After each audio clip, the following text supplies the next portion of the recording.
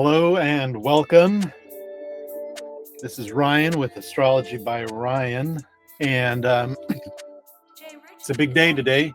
I've got, I don't know if you can see it with my background, I've got a bunch of notes for today, so I might be looking at some of my notes, typed a bunch up, handwritten. Today is the day of the Mars Uranus-Algol thingy that's been going on. Everybody's been talking about it. I had a post recently about it as well, mostly talking about the reclamation of the divine feminine and the impact that might have on patriarchy. You can take a look at that on my channel just the other day. But I've got a bunch of notes here that I'm going to be kind of referring to, so hopefully you don't mind me looking at my notes every once in a while. There's a lot to dig into today, so let's go ahead and get started. I'm not going to do a lot of the delineation about what does this all mean with Mars and Uranus and Algol. There's a lot of people talking about that, and I think that people can talk about, you know, the future and the implications of that elsewhere. I think that there's some interesting things to just talk about, and I want to just help get through the mechanics of what's about to take place, because this is not a moment in time that we are experiencing. I mean, it is a moment in time, but moments can be relative sizes. And when we're talking about something on the cyclical nature of Uranus, which is an 84-year cycle, moments can be long, and Algol has an even longer cycle than that. So the thing to think about here is that Algol sits as the gateway to Gemini.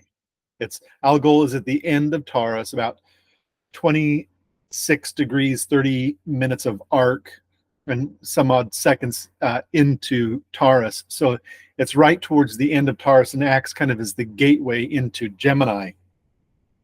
And we have a situation that is probably going to be playing out between now and 2032 in August. On August 6th, Uranus will finally leave Gemini and move into Cancer, moving away from the energy that we're going to be bringing into Gemini.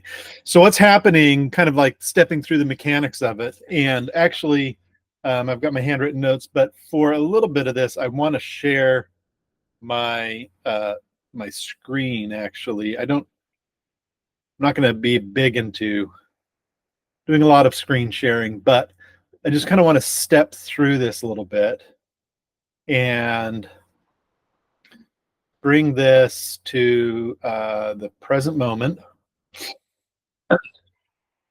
And let me get my window here so I can draw on this.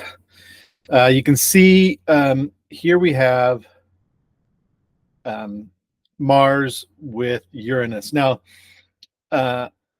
Mars directly conjoined Uranus early this morning around 6:50 a.m. Pacific time, and at 1:07. I don't know when this video is going to get published. It might actually be after 1:07, but at 1:07 p.m. Pacific time, Mars then creates a conjunction with Algol in this 26 degrees 30 minutes of Taurus. And then we're now moving into a period where Mars has picked up the light from Uranus and is now moving into this conjunction with Algol. So we call that translating light. So Mars is in effect translating light between Uranus and the archetypal topics of Uranus to Algol and the archetypal topics of Algol, and it's doing it in a very Mars-like way. And so then Mars now is going to conjoin with Algol, and then let's see, what's the next thing? Mars then moves into then Uranus comes into conjunction with Algol um, on the 20th, on July 20th in the morning around 6 a.m. in Pacific time. Then later that day, on the 20th of July in the afternoon, so we kind of have this repeat. We had the morning today, in the morning, Mars conjoined with Uranus, and then in the afternoon connects with Algol, and then on the 20th, Uranus connects with Algol, and Mars moves into Gemini in the afternoon. So that's going on next Saturday on July 20th, and then Mars is going to be carrying that Uranian Algolian light through the first degrees of Gemini until finally Mars connects with Jupiter to then bring in the light from Jupiter. So Mars is essentially translating light between Uranus and Algol, and then will come into contact with Jupiter, bringing the light of Uranus-Algol into Jupiter, where Jupiter will then continue to infuse Gemini with the themes and the archetypes that Mars is bringing from the Uranus-Algol contact for as long as Jupiter remains in Gemini, up until 2025 next year. So that's kind of like some of the starting points. So we're kind of like setting the stage of this entryway into Gemini of Uranus. And I'm going to get to some of the cyclical connections of that a little bit later. But then what happens is Uranus does not quite make it into Gemini. Uranus backs up, and then in July 1st of 2025, Venus connects with Algol. So we go all the way around the circle, and the Sun and Mercury will come into contact with Uranus-Algol next year. And then Venus is the last one of the personal planets to have to make contact with this Uranus-Algol anointment of light. And that will happen in the beginning of July in 2025. And then as Venus moves into Gemini, Venus doesn't move quite into Gemini then just a few days later, on July 4th in 2025, this is Independence Day for the US, Venus will perfect the conjunction with Uranus in 29 degrees 52 minutes of Taurus, right at the very end of Taurus, and then we'll immediately move into Gemini. And then Uranus moves into Gemini on July 7th, 2025, and will be in Gemini for a few months before coming back into Taurus. Then Venus again circles all the way back around the zodiac, reconnects with Uranus in Taurus again for a second time. And then in 2026, Uranus finally, in April of 2026, Uranus will finally move into Gemini for its duration of its transit through Gemini. And that will complete in August of 2032. Now, the thing that's interesting about this, so that's kind of like the blow by blow of what's happening with the planets, and kind of like just the mechanics of things and some of the dates to think about as we move forward. But what I want to kind of like reflect on, and I'm going to go ahead and take this down now. I don't need to share that anymore. That's just the wheel. I guess I could step you through some of those dates, but I think you've kind of got the picture of that. So one of the things that I think is interesting to think about is that the Uranus cycle is an 84-year cycle, which takes us back 84 years ago.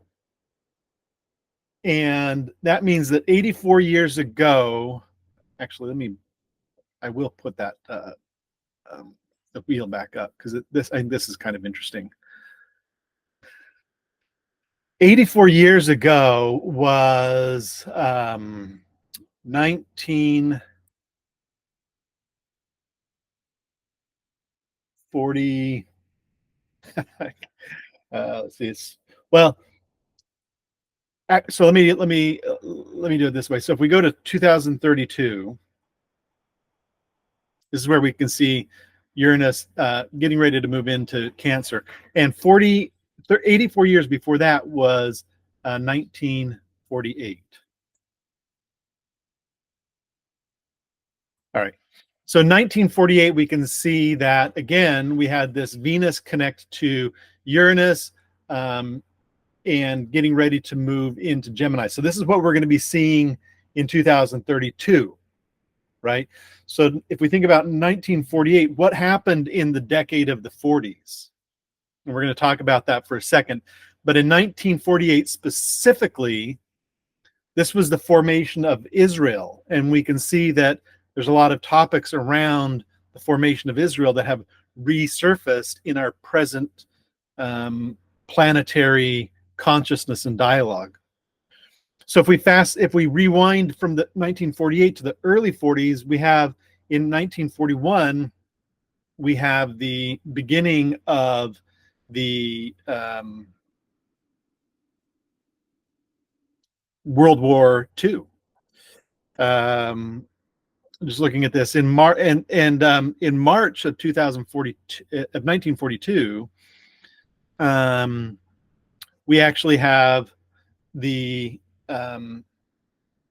evictions of Japanese Americans from their home as the U.S. government began army-directed evictions and evacuations, forcing over 200 Japanese American residents on Bainbridge Island in Washington State to evacuate their homes within 6 days. And that followed the Second Battle of Java, where the Japanese resulted in a victory over in Southeast Asia. So we have all this period of war and nations fighting one another, some nations getting victories, other nations retaliating by confining people that are descended from them, Japanese Americans getting interred. This is what's going on in the beginning of the 1940s, which is the last time we had a Uranus-Algol cycle. And when we have the Uranus-Algol cycle, right now we're talking about this Mars part of it.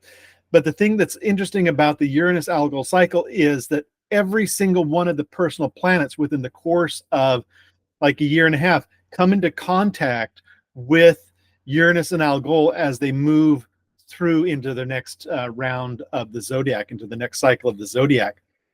And so you can see, let's dial this back to like 1941, and you can see again Uranus here is on the edge, ready to move from Taurus into Gemini, which is where we're at now. This is where we're going to be in a year from now. We're going to have this cycle of Uranus moving into Gemini.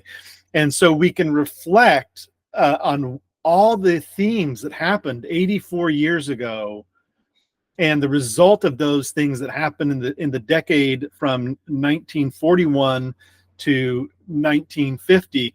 What took place there in those years, that's kind of, we can see the themes resurfacing in our own time and what's happening right now in the politics, in the world, in our society, in the way that we're connecting with ourselves and our own personal autonomy. A lot of these themes that happened 84 years ago are resurfacing now as Uranus again gets ready to move into Gemini. So as we think about what can happen between now and 2032, thematically, we can look at the 40s to see what happened during the 40s. And while we're not going to see an exact repeat of the precise activities that took place in the 40s, I think it's interesting that we already have enough of the common themes from the 1940s that are resurfacing now to think about what we are doing as a world population and how we're going to be impacted over the next decade. It is definitely something interesting to think about. Now, let me go ahead and stop sharing. I think that's all that I wanted to bring up regarding the logistics, the kind of the technical details of what went on. And instead, I kind of wanted to talk a little bit about some of the typal themes of Algol in general, which I already did earlier with Medusa, but Algol, Uranus, and some of these themes that are coming up. And I've got like 10 pages of notes, and I'm not gonna read them off to you all, but I do kind of want to talk a little bit about some of them, and I'll probably write a longer piece and put it on my blog if you want to read through some of it. But some of the themes that we can think about when we are dealing with Algol representing Medusa, which is speaking to the themes of the divine feminine, as we talked about, but specifically in relation to the symbol and the archetypal iconography of the snake, which, when we think about the snake's ability to shed its skin, deals with transformation and rebirth. Snakes are often seen as guardians of sacred knowledge. We can see this in the stories in the Judeo-Christian kind of the how do you say it, Abrahamic traditions, where we talk about the Garden of Eden, and the serpent guarded the tree of knowledge. And snakes are often regarded as wise creatures. They're often protector spirits. So often when we think about guardianship and protector spirits, often in India and throughout Asia, snakes can be referred to as nagas and serpent deities, and they can be considered protector spirits. Snakes are often associated with fertility and creation. I think that's due to their phallic shape, to be pretty point blank about that. Snakes deal with the mystery, the subconscious, and kinds of people often have dreams about snakes. Snakes are kind of a human experience of archetypal mystery and magic. They often deal with portraying or restoring balance and speaking about duality. We think of the Ouroboros and how it will eat its own tail. Snakes deal with sexuality in its kind of like raw primal nature. They deal with power and venom and virility and things of those natures. So that's kind of like the themes that we're bringing up around with bringing an Algol into the picture. And the moon site was going to cycle through Algol. I mean, it does every month, but we think about the number of times the moon is going to whip around and hit Algol through this cycle that's taking place. So we got the moon, the sun hits Algol, Mercury, Venus, all these personal planets, these fast ones hit it regularly.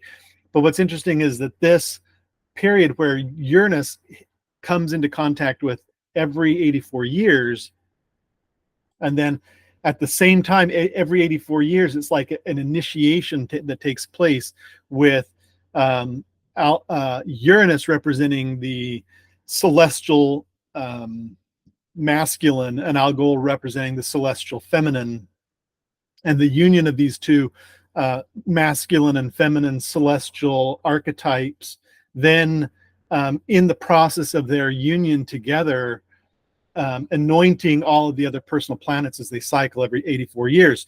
So I think it's also important to think about the themes of Uranus, which has turned out to be a very Promethean archetype. And Richard Tarnas talks a lot about how Uranus represents the Promethean archetype. And I think it's good to take a look at his work and dive into that. But just some of the other kind of mythological Promethean characters that we can think about throughout history and throughout cultures is Loki is the trickster god of Norse mythology, and Maui in Polynesian mythology, who one of the myths of Maui is that Maui cast his fishing hook down to the bottom of the sea, and the hook snagged on the bottom of the ocean.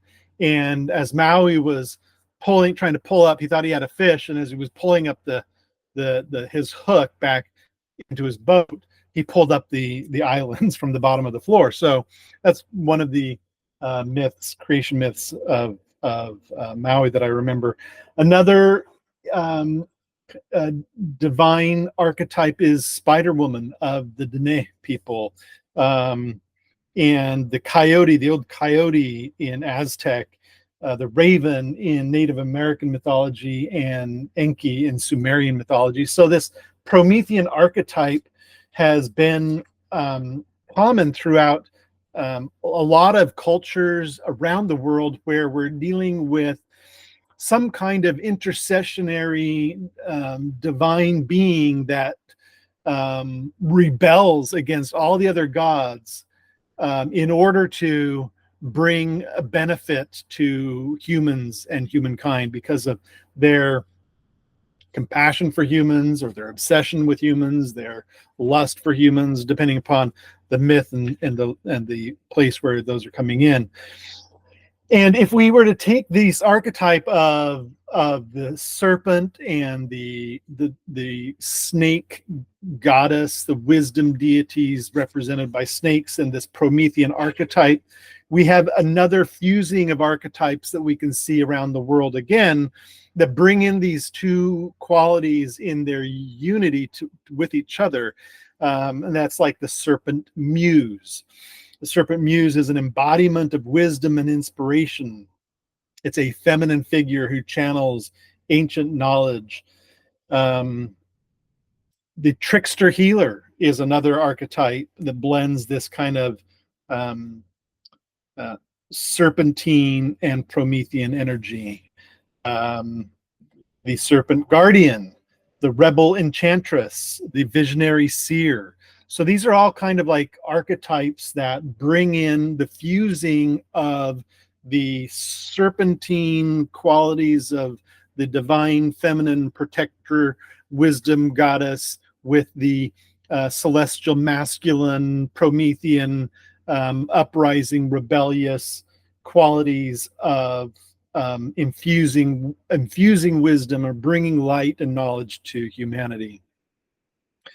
So anyways, those are a few of the kind of like archetypes I think that are important to think about, and we can take these archetypes and reflect back again to the 1940s and think about what was going on in the 1940s, and what can we kind of expect between now and 2032 on an archetypal level that relates to some of these themes. So I think, yeah, that's pretty much it. That's I whipped through my notes. There was many pages, but I got through them, and I think that's mostly what I wanted to say. So thanks for tuning in and listening. And if you enjoy this video, please like and subscribe. As everybody says, before I started making content, I didn't realize how important the liking and subscribing is to like getting your content in front of people, but it really helps. So please like and subscribe, and we'll see you next time. Thanks. Looking forward to connecting with you all again next time. Until then, keep your eye on the sky and make a wish upon a star.